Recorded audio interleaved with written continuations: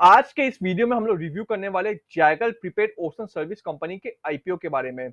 सबसे पहले अपने इस कंपनी की डिटेल्स के बारे में बात करेंगे कि कंपनी काम क्या करती है, कंपनी का मेन काम क्या है, कंपनी पैसे कैसे कमाती है। फिर इस आईपीओ की डिटेल्स के बारे में हम लोग जानेंगे कि आईपीओ का ओपनिंग डेट क्या है, क्लोजिंग डेट क्या है। फिर इस आईपीओ के फाइनेंशियल्स के बारे में हम लोग बात करेंगे और ये देखेंगे कि कंपनी के प्रमोटर्स ये आईपीओ क्यों ला रही है, यानी कि आईपीओ लाने के पीछे ऑब्जेक्टिव क्या है कंपनी के प्रमोटर्स का। फिर लास्ट में हम लोग ये देखेंगे कि इस आईपीओ में हम लोगों को अप्लाई करना चाहिए कि नहीं करना चाहिए, और इफ करना चाहिए तो एक लॉट अप्लाई करना चाहिए या मल्टीपल पैन कार्ड से अप्लाई करना चाहिए, और इफ अप्लाई नहीं करना चाहिए तो अप्लाई नहीं करने के पीछे के रीजंस को भी हम लोग जानेंगे। क्या इस कंपनी के शेयर्स को हम लोग प्राइमरी मार्केट से खरीदना चाहिए या हम लोगों को सेकेंडरी मार्केट से खरीदना चाहिए, हम लोग ये भी जानेंगे। तो वीडियो को स्किप किए बिना वीडियो को एंड तक देखिए। Zaggle prepaid oceans limited IPO. तो अब हम लोग कंपनी की डिटेल्स के बारे में बात कर लेते हैं कि कंपनी काम क्या करती है, कंपनी पैसे कैसे कमाती है, कंपनी का मेन काम क्या है। अब हम लोग ये देख लेते हैं। तो कंपनी बनी है 2011 में, तो ये काफी अच्छी बात है कि यानी कि ये 12 साल पुराना कंपनी है। कंपनी को अच्छा खासा नॉलेज है, एक्सपीरियंस है अपने फील्ड में।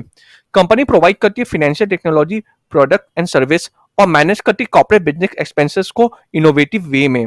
सेकेंडली, कंपनी ऑफर करती है फिनटेक एंड सेक्स प्रोडक्ट एंड सर्विस, वो कॉर्पोरेट वाले लोगों को जो लोग काम करते हैं बैंकिंग फाइनेंस फील्ड में, टेक्नोलॉजी फील्ड में, health care, manufacturing, FMCG, infrastructure and automobile industry में। यानी कि company fintech and SaaS product and service provide करती है, ऑफर करती है कॉर्पोरेट वाले लोगों को जो लोग banking finance technology health care manufacturing FMCG infrastructure automobile sector में काम करती है।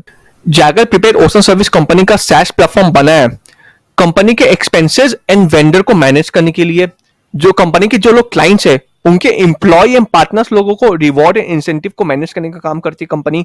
साथ ही साथ कंपनी गिफ्ट कार्ड मैनेज करती है मर्चेंट लोगों का, यानी कि कस्टमर लोगों को कैसे गिफ्ट देना है, कस्टमर लोगों को कैसे इंगेज करके रिटेन करके रखना है उनके क्लाइंट लोगों के, कस्टमर लोगों को कंपनी ये हेल्प करती है अपने क्लाइंट लोगों को। कंपनी के काफी बड़े बड़े क्लाइंट्स है जैसे कि टाटा स्टील हो गया, परसिस्टेंट सिस्टम हो गया, वाइटेक हो गया, आइनॉक्स हो गया, वकार्ड हो गया, माजदा हो गया, संजीव गोयनका का पीसीबीएल हो गया, हिरन नंदनी ग्रुप हो गया, ग्रीन प्लाई इंडस्ट्री हो गया, एंड और भी बहुत सारे कंपनी के क्लाइंट्स पार्टनर है।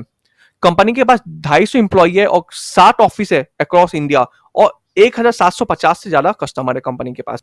तो कंपनी का बिजनेस मॉडल मुझे काफी अच्छा लग रहा है। बेसिकली कंपनी कॉर्पोरेट लोगों को सर्विस प्रोवाइड करने का काम करती है और कॉर्पोरेट लोगों के जो क्लाइंट्स है उनको सर्विस प्रोवाइड करती है। तो ये काफी अच्छा धंधा है। तो बिजनेस मॉडल के लिए मैं कंपनी को 7 आउट ऑफ 10 दूंगा। Zaggle prepaid ocean service. अब हम लोग कंपनी के आईपीओ के डिटेल्स के बारे में बात कर लेते हैं कि आईपीओ ओपन कब होगा, आईपीओ क्लोज कब होगा, शेयर का फेस वैल्यू कितना होगा, प्राइस बैंड क्या रहने वाला है, लॉट साइज क्या रहेगा शेयर का, और भी बहुत कुछ। तो आईपीओ ओपन होने वाला है 14 सितंबर 2023 को, आईपीओ क्लोज होगा 18 सितंबर 2023 को। फेस वैल्यू रहेगा 1 रुपी पर शेयर, एक शेयर का फेस वैल्यू रहेगा 1 रुपया। प्राइस बैंड रहेगा 156 से 164। तो हम लोग ये आईपीओ अप्लाई करेंगे अपर प्राइस बैंड में, यानी कि 164 में हम लोग ये आईपीओ अप्लाई करेंगे। जैसा कि मैं हर वीडियो में बोलता हूं कि हम लोग को हमेशा आईपीओ अप्लाई करना चाहिए अपर प्राइस बैंड में। लॉट साइज रहेगा 90 शेयर्स का। टोटल इशू साइज है 563.38 करोड़, जिसमें से फ्रेश इशू है 392 करोड़ का, एंड ऑफर फॉर सेल है 171.38 करोड़ का। आईपीओ लिस्ट होगा एनएससी एंड बीएससी दोनों में।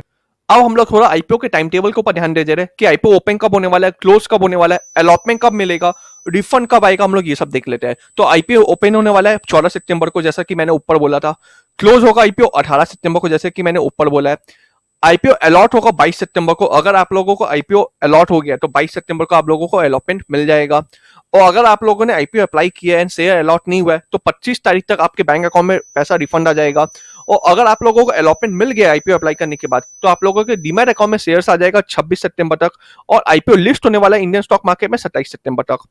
और अगर प्रमोटर होल्डिंग के बारे में बात करें कि इस Zaggle prepaid ocean service company है उसके प्रमोटर का नाम क्या है, तो उसके प्रमोटर का नाम है राज पी नारायणम और अविनाश रमेश गोडखिंडी, ये प्रमोटर्स का नाम है।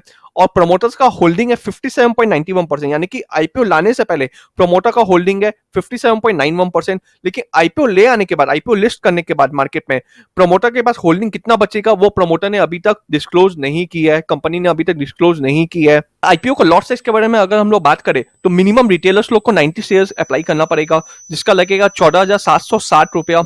यानी कि रिटेलर लोगों के लिए मिनिमम 1 लॉट अप्लाई करना पड़ेगा, जिसमें 90 शेयर्स होगा और लगेगा अमाउंट 14,760 रुपीज। मैक्सिमम रिटेलर लोग 13 लॉट्स अप्लाई कर सकते हैं, यानी कि 1170 शेयर, जिसका अमाउंट होगा 1,91,880 रुपीज। स्मॉल एचएनआई जो लोग हैं, यानी कि 2 लाख के ऊपर जो लोग अप्लाई करना चाहते हैं, वो लोग मिनिमम अप्लाई करेंगे 14 लॉट, यानी कि 1260 शेयर, जिसमें लगेगा 2,06,640 रुपया। और जो बिग एचएनआई है, जो 10 लाख के ऊपर अप्लाई करना चाहते हैं इस आईपीओ में, वो लोग मिनिमम अप्लाई करेंगे लॉट 68 लॉट, यानी कि 6,120 शेयर, जिसमें लगेगा 10,03,680 रुपीज। और अगर रिजर्वेशन कोटा के बारे में अगर हम लोग बात करें, तो एंकर इन्वेस्टर लोगों के लिए रिजर्वेशन कोटा है 50.56% मिनिमम शेयर उन लोगों को मिलेगा। QI20 वाले लोगों को मिनिमम 21.34% शेयर मिलेगा। एचएनआई वाले लोगों को मिनिमम 16.85% शेयर मिलेगा और रिटेल्स वाले लोगों को 11.24% शेयर मिलेगा, यानी कि रिटेल लोगों को इस आईपीओ में अलॉटमेंट मिलना थोड़ा मुश्किल है। अब हम लोग कंपनी के फाइनेंशियल्स के बारे में बात कर लेते हैं कि कंपनी का फाइनेंशियल कैसा है। कंपनी का फाइनेंशियल इंफॉर्मेशन यहाँ पे दिया हुआ है, सिर्फ 1 साल का कंपनी का फाइनेंशियल इंफॉर्मेशन दिया हुआ है 31 मार्च 2023 का। यहाँ पे कंपनी ने पास्ट फाइनेंशियल इंफॉर्मेशन अपना नहीं दिया है, सो ये जज कर पाना कि कंपनी का परफॉर्मेंस कैसा है वो थोड़ा दिक्कत आएगा यहाँ पे, तो कि कंपनी का पहले का फाइनेंशियल इंफॉर्मेशन यहाँ पे नहीं दिया हुआ है। कंपनी का अगर एसेट के बारे में बात कर ले तो 235 करोड़ के आसपास कंपनी का एसेट है अप्रॉक्स। रेवेन्यू है 554.58 करोड़ का। पैट देखेंगे यानी कि प्रॉफिट तो 23 करोड़ के आसपास का है। रिजर्व सरप्लस 39.36 करोड़ का है। बोराइन 121 करोड़ का है।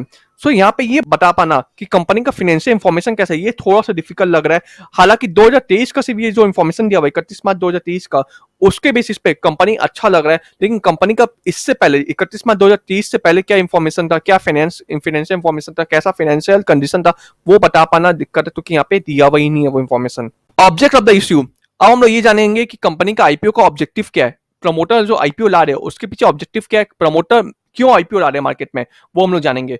जो आईपीओ से पैसे आने वाले हैं, कंपनी उसको यूज करने वाली है नए कस्टमर एक्वायर करने में, एंड जो पुराने कस्टमर है उसको रिटेन करने के लिए। काफी अच्छी बात है। दूसरा एक्सपेंडिचर कंपनी करेगी टेक्नोलॉजी एंड प्रोडक्ट्स को डेवलपमेंट करने के लिए। थर्ड कंपनी एक्सपेंड करने वाली है अपने बोरेंस को पेमेंट करने के लिए, बहुत अच्छी बात है। फोर्थ है जनरल कॉर्पोरेट पर्पस के लिए। दोस्तों ये समझ आ रहा है कि कंपनी का जो आईपीओ से पैसे आने वाले हैं, कंपनी उसको यूज करने वाली है बिजनेस एक्सपेंशन के लिए, साथ ही साथ जो बोरेंस है उनका बैंक से उसको पेमेंट करने के लिए, बहुत अच्छी बात है। लेकिन मैं पर्सनली उस आईपीओ में अप्लाई नहीं करने वाला हूं, क्योंकि आईपीओ का जो पीई रेशियो वो काफी ज्यादा हाई है। साथ ही साथ मुझे लगता है कि आईपीओ का वैल्यूएशन भी थोड़ा सा ज्यादा हाई है, एंड कंपनी ने पास्ट फाइनेंशियल इंफॉर्मेशन अपना यहाँ पे प्रमोटर ने नहीं दिया है, नहीं डिस्क्लोज किया है। साथ ही साथ दूसरा रीजन ये भी है कि प्रमोटर ने ये भी डिस्क्लोज नहीं किया है कि आईपीओ लिस्ट हो जाने के बाद मार्केट में प्रमोटर के पास कितना होल्डिंग बचेगा आईपीओ का। मैं पर्सनली इस आईपीओ में अप्लाई नहीं करूंगा, लेकिन मैं ये बोलना चाहूंगा कि जो लोग एग्रेसिव है वो लोग चाहे तो 1 लॉट अप्लाई कर सकते हैं। मैं लेकिन इस आईपीओ में अप्लाई नहीं करूंगा। वीडियो अच्छा लगा तो kindly like and subscribe our channel.